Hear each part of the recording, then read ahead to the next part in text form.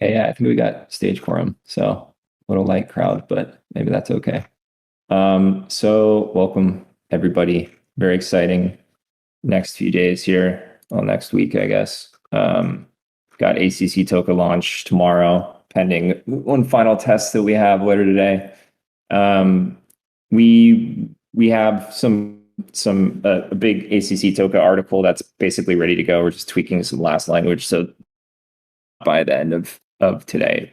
And for this community call, even though it's not on our regular time, we're going to kind of go through what's in that article, which is mostly accTOKE stuff.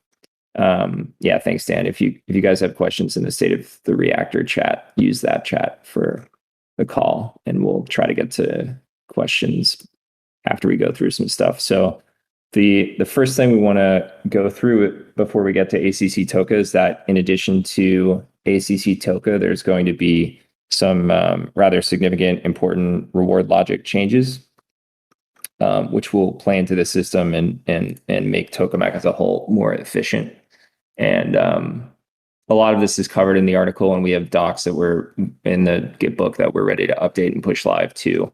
And this is going to launch simultaneously with accTOKE, meaning this next coming cycle. I think it might, I don't know if it's going into effect this cycle or next cycle. Maybe Cody or Sam or Craig can answer that.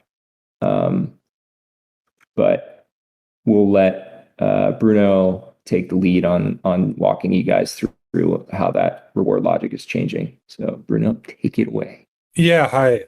I'm not going to bore people with like too much of the equations and the underlying like kind of like details of the logic. Those will all be in the updated Git book. But I'm just going to go into like a brief like kind of overview of the logic so that everyone like understands what this is trying to achieve. So the current logic basically just looked at balancing like basically the reactors out, right? Like across from the LPs to the LDs, right? So if there was like an equal amount, like in percent of the staked token, for example, were allocated to the equal amount of like percentage of the staked LPs, then this would like mean like the max rewards for the LDs of that reactor. The downside of that was that this was not taking into account like kind of the efficiency of that individual reactor, right? So like there was like kind of the possibility of like that LDs, for example, of a reactor that was actually very inefficient in its deployment to earn like still like substantial rewards, right? So we were looking into like a new logic that kind of balances that out a little bit. So the question, like the main question is like, what are we trying to balance? And what we're trying to balance is like will, so to speak, of the liquidity directors and give them like kind of a little bit of a guidance on what would be most efficient for the reactor. So the new reward logic, and I think we've spoken about this in a prior call briefly, will basically balance out the most efficient allocation of votes for the system, that as determined by the system, as determined by the underlying performance of the reactor, and what the LDs might actually vote for that might have other reasons to vote for than just earning rewards, right? Like think of DAOs, for example, that say like, we don't really care about like the maximum amount of LD rewards. We just want to like directly to liquidity in a specific way. So the new reward logic like takes all that into account. And on the LP side, it's very similar. It's just like differently weighted, right? So there you have the percentage of the LP assets provided to the overall system that plays into the reward quantity earned by the reactor. And then you get also, like in the old system, it balanced with both the what the LDs have been voted on and what would be most efficient for the reactor. So that's like kind of the kind of overall kind of logic and how it works. So now the question is like the overall quantity of rewards that are like being allocated and LPs on each side.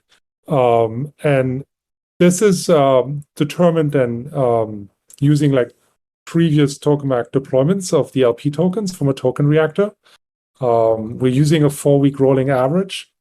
And then that total amount is like split 60-40 between LDs and the LPs. And those are then basically the overall reward buckets for both the LPs and LDs that are then distributed according to that logic that I just explained. This sounds all very complex. It's not really. So I think people should mainly have a look at the Gitbook and at the article that comes out later. I think it's much more clearer. We also added a couple of graphics that I think will help to understand this. Sam, is there anything you wanted to add? No, I think that covered it. I do think the split between LDs and LPs is a bit subject to change. Okay, great. Thanks, Bruno. And yeah, just to reiterate again, we'll have the article for accTOKE and cover some of the rewards logic update in that same article. It's kind of robust, but we also link to the docs, which will cover it more in depth. And it is a lot more, I think, easier to digest with some of the graphics that we have in there. So thank you for that, Bruno. And now accTOKE, which again, we have our final testing after this community call. If all goes well, we should be able to launch accTOKE tomorrow, which we'll have some screenshots of the UI changes in the article that's coming out, so you'll be familiar with it. But worst case scenario, even if we're not able to launch it tomorrow, I think Craig can speak to this, which we're 99% sure that we will be able to, then it'll probably launch on Thursday or whatever. And the point being that you'll have an entire cycle to migrate your token or stake naked token that's not already staked within the system into the accTOKE. So the accTOKE quote unquote reward cycle won't begin until the following cycle from the one that we're rolling into tomorrow. Okay, so what is accTOKE? I'm sure that the majority in this chat already kind of know what it is, but basically it is a new mechanism that allows token holders to lock their token up for 2 or 3 or 4 cycles and earn WETH rewards from Tokemak's POA deployments. And the longer that you choose to lock your token up for those cycles, there's a reward magnifier that is applied to that. So let's talk about accTOKE. When you choose to use accTOKE as opposed to being a regular liquidity director, you no longer have the ability to direct the liquidity that the token is being used for. All rewards earned from accTOKE, again, originate from Tokemak's POA deployments. On a weekly basis, the rewards, which vary in amount, are claimable in WETH by the accTOKE lockers. Sorry, I'm just going through a list right now. The accTOKE mechanism allows token to be locked for 2, 3, 4 weekly cycles. Said that initially there will be a cap on how much token can enter the accTOKE mechanism. Okay, so this is something that we've talked about, but we haven't quite mentioned yet. So I'll walk you through the caps, and again, this will all be in the article. So for the next coming cycle, when we activate accTOKE, the cap for this is cycle 241 will be 1 million token. And then for the next 7 cycles, 6 following cycles, we'll be increasing that token amount by another additional 1 million. So cycle 242 will be 2 million token, 243, 3 million, and so forth until we get to 247 when the cap will be 7 million token. After cycle 247 concludes, we will remove the cap for accTOKE, and anybody will be able to deposit into accTOKE or switch back to being a liquidity director. And that's the caps. Is there anything I'm missing about the caps there, Sharp or Bruno? No, everything correct on the caps, and then it's just in addition the percentage of the POA rewards. So for the first cycle, you start at 20%, and then there is a 5% increment until a terminal rate on the next cycle, which is 50%. So that's when we reach the uncapped state, and then depending on how the APR varies on ACC and on this side, participants in the system will be able to freely move between one another, obviously always subject to the lockup period that they decided to go with on the ACC side and Tokemak cycles. Yep, awesome. Then I also wanted just to briefly talk about some second order effects, and some community members have DM'd me asking this. Specifically with regard to inflation. So obviously, if you have part of the token supply that is going to accTOKE and is locked there, accTOKE will act as a sink that is providing rewards for that amount that has migrated. Thus, it's possible for Tokemak to reduce its emissions. So it's an interesting second order effect that we're able to reduce our inflation directly through accTOKE itself. So I hope that that's clear by now. Yep. So here, this might be a good example to cover. So if you were to lock Toka in the ACC mechanism, on a specific cycle, say you lock 10 Toka in the first cycle and you lock it up for 3 cycles. And then in the second cycle, you choose to lock up some more Toka. That will basically effectively reset the lock for the entirety of the Toka that you have locked in there. So if you locked it for 3 cycles in the first cycle and then locked more Toka, 10 more Toka in cycle 2 for another 3 cycles, then the total 20 Toka won't be unlockable or withdrawable until the conclusion of the full length of that lock. If that doesn't make any sense, I have that example in the article, which we'll release today, so you can kind of understand that. Another important thing that is maybe something people are curious about is the WETH rewards that are claimable. You can claim the rewards at the end of each cycle, not the end of the totality of the amount of cycles that you have locked. And when you are claiming those WETH rewards, you'll also be able to select an option to unwrap it. It'll obviously be like a secondary transaction, but we just wanted to have that feature in the UI right there so that people can do that if they so choose. And I mean, presumably a lot of you are familiar with this, but the unwrapping of wrapped ETH to ETH is a pretty inexpensive transaction. Okay, so we went over the caps. What else? Does anybody else have anything that I might be missing? Because I'm kind of just spitballing here. One thing on emissions that Sharp brought up, and I think Bruno mentioned, so accTOKE has an effect on emissions, and I think inflation was the word you used. The emissions updates, along with the mechanics that we're implementing to do a really good job of aligning incentives for voters to direct liquidity to where they can be most profitable, it also continues us down the path of ending with effectively kind of 0 emissions for our volatile deployments. Now we're not going to get there overnight, but this is another big step that, one, aligns incentives in a way that's good for participants of the protocol, it's good for the protocol itself, and starts to and continues the work we've been doing to reduce the inflationary part of that piece of Tokemak.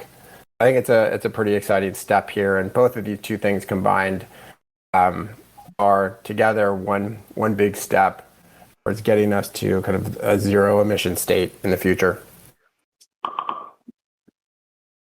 Yeah, awesome. One other thing, I don't know, I definitely have answered this in the Discord already, but I don't know if I mentioned it on this call, so I'll just reiterate it. The people that are already LDs in the system, you'll be able to easily migrate to accTOKE. So you don't have to unstake your token from being a liquidity director in order to migrate your token. So that'll be an option that's pretty easily that's obvious in the new UI updates. And then there was one other thing I wanted to make sure that I covered. I think those were some of the main bullet points. And what you think about that, the one thing I was gonna add is this probably is hard to follow somewhat verbally, but the article that's going to go out later today is going to go through all this, including like that example that Andrew was talking through. Make a lot more sense too when you guys get a chance to dig into that later today. Were you finished talking, Carson? Is that, or did we lose you? Nope, I had wrapped. If it was like mid talk, then something must have cut out. Oh, no. I was just reading, trying to figure out if I'd missed anything. There was one other thing that I think maybe is worth mentioning, because it might be something that people might expect or might not expect. I don't know. I think if you're an LD at this point, you're probably familiar with not expecting this, but when you lock your token in the accTOKE mechanism, you don't receive an ERC20 back, similar to, many of the other protocols that you might, or if you're an LP, a T asset. So there's no ERC20 representation of your locked token. Okay, that I think. Paul asked if there will ever be a token representative. I don't know if that's something that's. I mean, I'm sure it's possible. I don't know exactly what the logic. I mean, obviously, if there was a token representative, maybe there's some other sort of thing that could be done with that token. But at the current question was on like a question was in the ERC20 representation, so that things could stack on top of it. Right. Yeah. I mean, the nuance here is you obviously have different locking durations, so that means like, 1-for-1 accTOKE is not the same as another one, because one might be under a 2-week lock, one might be under 4. I think it's one of those things that down the road, if we see need or an opportunity for it, we can of course think about architecting it. But yeah, in the first iteration of this anyway, there isn't one.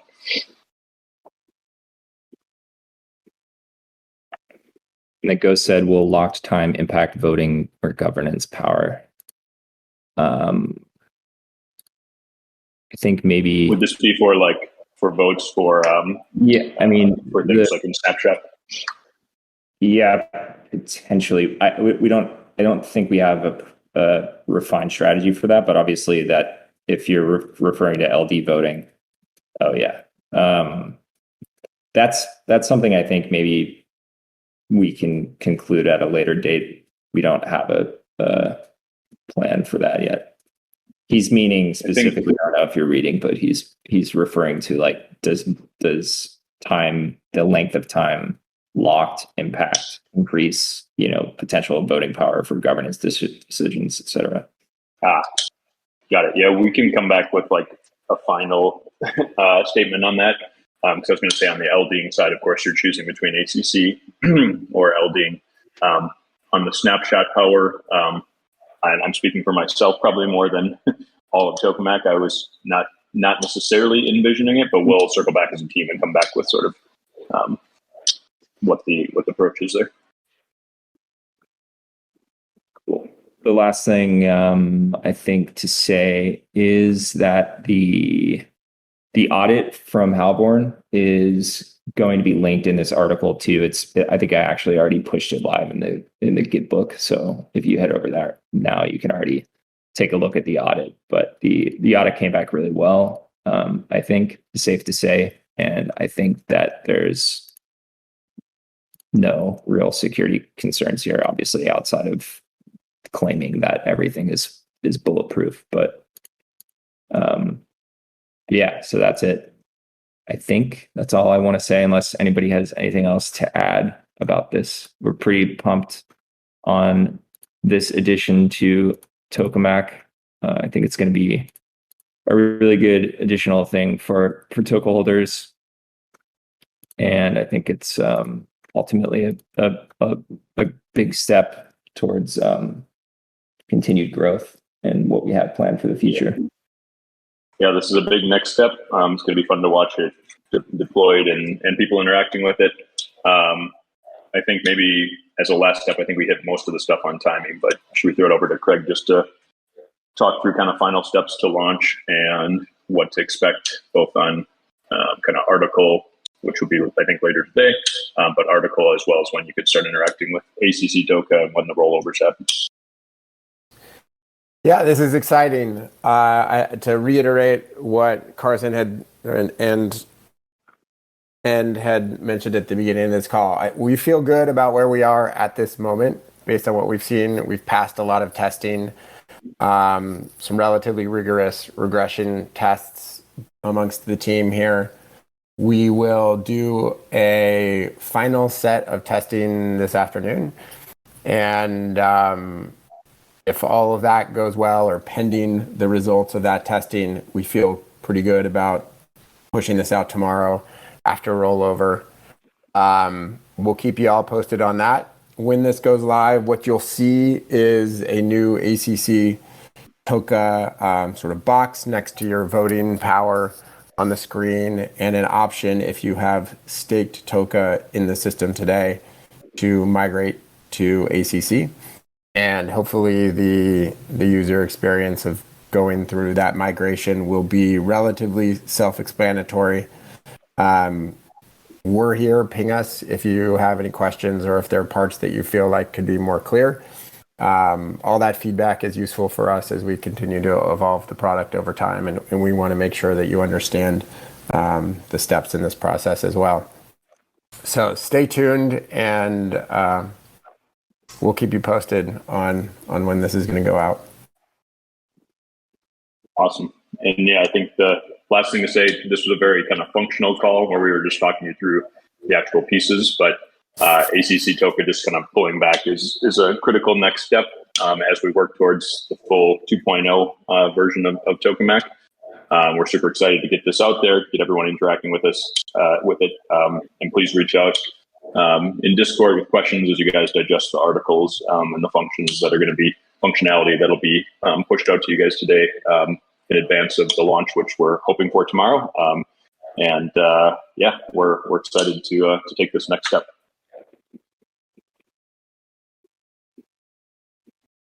Awesome. Thanks, guys. And we'll make the announcement whenever we obviously drop that article and update the docs, hopefully by the end of today. And we're excited to get this out into the world. So thanks for stopping by, and keep everybody updated. Thanks, everyone. Thanks, guys. Thanks, Al.